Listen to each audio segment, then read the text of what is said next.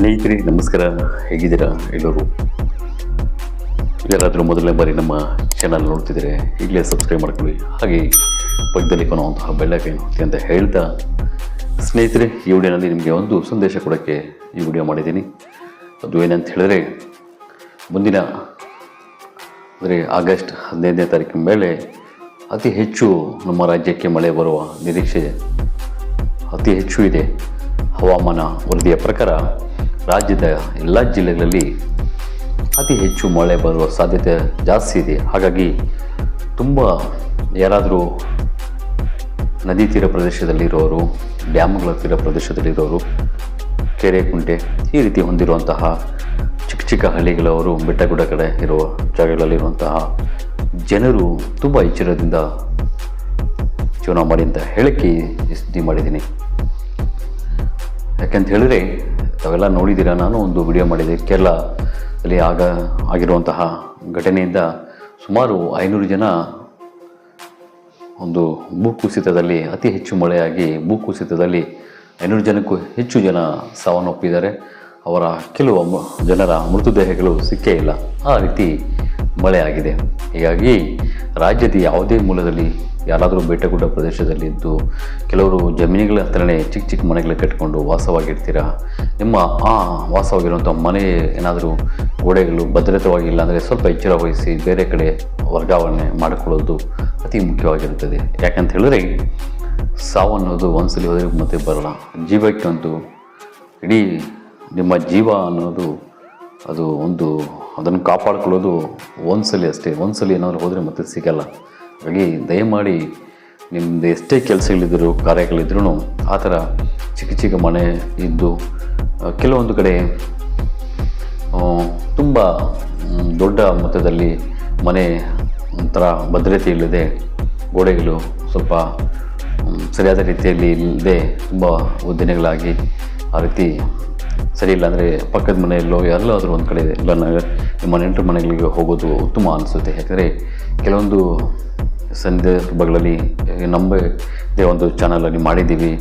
ರಾತ್ರಿ ಮನೆ ಬಿದ್ದು ಮನೆಯಲ್ಲಿರುವಂಥ ಎಲ್ಲ ಸಿಬ್ಬಂದಿರು ಸಾವನ್ನಪ್ಪಿರುವಂಥ ಘಟನೆಗಳು ಉತ್ತರ ಕರ್ನಾಟಕದಲ್ಲಿ ನಡೆದಿರುವಂಥ ನೋಡಿದ್ದೀವಿ, ನಿಮಗೆ ತಿಳಿಸಿದ್ದೀವಿ. ಹಾಗಾಗಿ ಈ ರೀತಿ ಆಗೋದು ಒಳ್ಳೆಯದಲ್ಲ. ಹಾಗಾಗಿ ಯಾರಾದರೂ ನಿಮ್ಮ ಮನೆಗಳು ಭದ್ರತೆವಾಗಿ ಇಲ್ಲ ಅಂದರೆ ದಯಮಾಡಿ ನಿಮ್ಮ ನೆಂಟರು ಮನೆಗಳಿಗೋ ಇಲ್ಲ ಅಂದರೆ ಅಕ್ಕಪಕ್ಕ ಮನೆಯಲ್ಲಿ ವಾಸ ಹೋಗೋದು ಉತ್ತಮ ಅಂತ ಹೇಳ್ತಾ, ಅದರ ಜೊತೆಯಲ್ಲಿ ನದಿಯ ತೀರ ಪ್ರದೇಶದಲ್ಲಿ ಇರುವಂಥವರು ಕೂಡ, ನದಿ ಡ್ಯಾಮ್ಗಳ ತೀರ ಪ್ರದೇಶದಲ್ಲಿರೋರು ತುಂಬ ಎಚ್ಚರದಿಂದ ವಾಸವಾಗಿ ಮಕ್ಕಳಿಗೆ ಶಾಲಾ ಕಾಲೇಜಿಗೆ ಕಳಿಸುವಾಗ ಎಚ್ಚರ ವಹಿಸಿ ಸ್ನೇಹಿತರೆ. ಯಾಕಂದರೆ ಮುಂದಿನ ದಿನಗಳಲ್ಲಿ ಅತಿ ಹೆಚ್ಚು ಮಳೆ ಇದೆ. ನಾಳೆ ಮುಖ್ಯಮಂತ್ರಿ ಸಿದ್ದರಾಮಯ್ಯ ಒಬ್ಬರು ಕೂಡ ಕೆಲವೊಂದು ಸಭೆ ಮಾಡ್ತಿದ್ದಾರೆ. ಕೆಲವೊಂದು ಜಿಲ್ಲೆಗಳಲ್ಲಿ ಹೈ ಅಲರ್ಟ್ ಮಾಡಿ ಕೆಲವೊಂದು ಶಾಲಾ ಕಾಲೇಜುಗಳಿಗೂ ರಜೆ ಘೋಷಣೆ ಮಾಡುವ ಸಾಧ್ಯತೆ ಇದೆ. 15ನೇ ತಾರೀಕು ಮೇಲಿನ ದಿನಗಳಲ್ಲಿ 1-2 ವಾರ ಅತಿ ಹೆಚ್ಚು ಮಳೆ ಇದೆ ರಾಜ್ಯದಲ್ಲಿ. ಹಾಗಾಗಿ ಸ್ವಲ್ಪ ಎಚ್ಚರದಿಂದ ಇರಿ.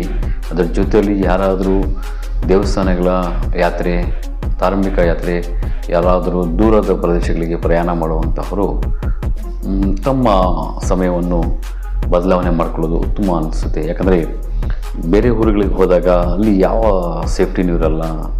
ಹಾಗಾಗಿ ಪ್ರಯಾಣ ಮಾಡುವಂಥವರು ಸ್ವಲ್ಪ ಮಳೆಯ ಕಡಿಮೆ ಆದಾಗ ಹೋಗೋದು ಉತ್ತಮ ಅನಿಸುತ್ತೆ.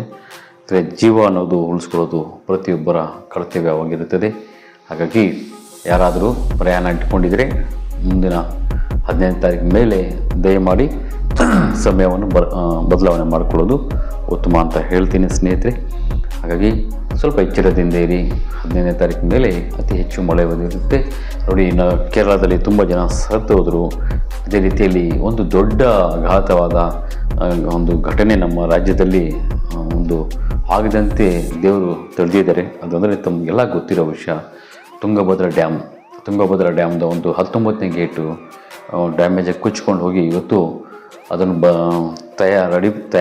ತಯಾರು ಮಾಡಲು ಇವತ್ತು ಅದು ಒಂದು ಬೇಗ ಒಂದು ಏನು 19ನೇ ಡೋರ್ ಡ್ಯಾಮೇಜ್ ಆಗಿದೆ, ಅದನ್ನು ಸರಿಪಡಿಸಿದ್ರೆ ಅಕಸ್ಮಾತಾಗಿ ಅದನ್ನು ಎಚ್ಚರ ವಹಿಸಿ ನೀರು ಬಿಡದೇ ಇದ್ದಿದ್ರೆ ಇವತ್ತು ಆ ಡ್ಯಾಮ್ ಕೂಡ ಭದ್ರತೆ ಇಲ್ಲದೆ ಕಟ್ಟಾಗುವ ಸಾಧ್ಯತೆ ಇತ್ತು. ಆ ಥರ ಆಗಿದ್ದರೆ ಸಾವಿರಾರು ಜನರ ಜೀವ ಹೋಗುವ ನಿರೀಕ್ಷೆ ಇತ್ತು. ಆದರೆ ತಕ್ಷಣ ಅದನ್ನು ಅಲ್ಲಿಯ ಏನಿದ್ದಾರೆ ಒಂದು ಸಿಬ್ಬಂದಿ ಅಂತಾರೆ ಡ್ಯಾಮಿನ ಅವರು ಅದನ್ನು ಎಚ್ಚರ ವಹಿಸಿ ಈಗ ತಕ್ಷಣ ನೀರನ್ನು ಬಿಟ್ಟಿದ್ದಾರೆ. ಇದರಿಂದ ಕೂಡ ತುಂಬ ಜಮೀನುಗಳಿಗೆಲ್ಲ ಒಂದು ನಾಶ ಆಗುತ್ತಿದೆ. ಯಾಕೆಂದರೆ ಅತಿ ಹೆಚ್ಚು ಇವತ್ತು 60 TMC ನೀರನ್ನು ಬಿಡುಗಡೆ ಮಾಡ್ತಿದ್ದಾರೆ. ಅಷ್ಟು ನೀರನ್ನು ಒಂದೇ ಸಲ ಎಲ್ಲ ಡೋರ್ಗಳ ಮುಖಾಂತರವಾಗಿ ನೀರು ಬಿಡೋದ್ರಿಂದ ತುಂಬ ಜನರಿಗೆ ಒಂದು ಬೆಳೆ ನಾಶನೂ ಆಗ್ತಿದೆ. ಕೆಲವು ಹಳ್ಳಿಗಳು ಕೂಡ ತುಂಬ ತೊಂದರೆಯಲ್ಲಿ ಬಿದ್ದಿದ್ದಾವೆ. ಆದರೆ ಯಾವುದೇ ರೀತಿಯ ಪ್ರಾಣ ಅಪಘಾತ ಆಗಬಾರ್ದು ಅಂತ ಅಲ್ಲಿಯ ಜನರಿಗೆ ಸರ್ಕಾರವು ಬೇರೆ ಕಡೆ ವರ್ಗಾವಣೆ ಮಾಡಿದ್ದಾರೆ. ಹೀಗಾಗಿ ಇನ್ನೂ ಕೆಲವೊಂದು ಡ್ಯಾಮ್ಗಳು ನಮ್ಮ ರಾಜ್ಯದಲ್ಲಿರುವಂಥ ಡ್ಯಾಮ್ಗಳು ಭದ್ರತೆ ಇದೆಯಲ್ಲೋ ಗೊತ್ತಿಲ್ಲ. ಹಾಗಾಗಿ ಸ್ವಲ್ಪ ಎಚ್ಚರ ವಹಿಸಿ ಅಂತ ಹೇಳ್ತಾ ಈ ಸುದ್ದಿಯನ್ನು ಪ್ರತಿಯೊಬ್ಬರು ಶೇರ್ ಮಾಡಿ. ಮಳೆಯ ಹವಾಮಾನ ಪ್ರಕಾರ ತುಂಬ ಜಾಸ್ತಿ ಮಳೆ ಇದೆ 15ನೇ ತಾರೀಕು ನಂತರ ಅಂತ ಹೇಳ್ತಾ ನಮಸ್ಕಾರ, ಧನ್ಯವಾದಗಳು.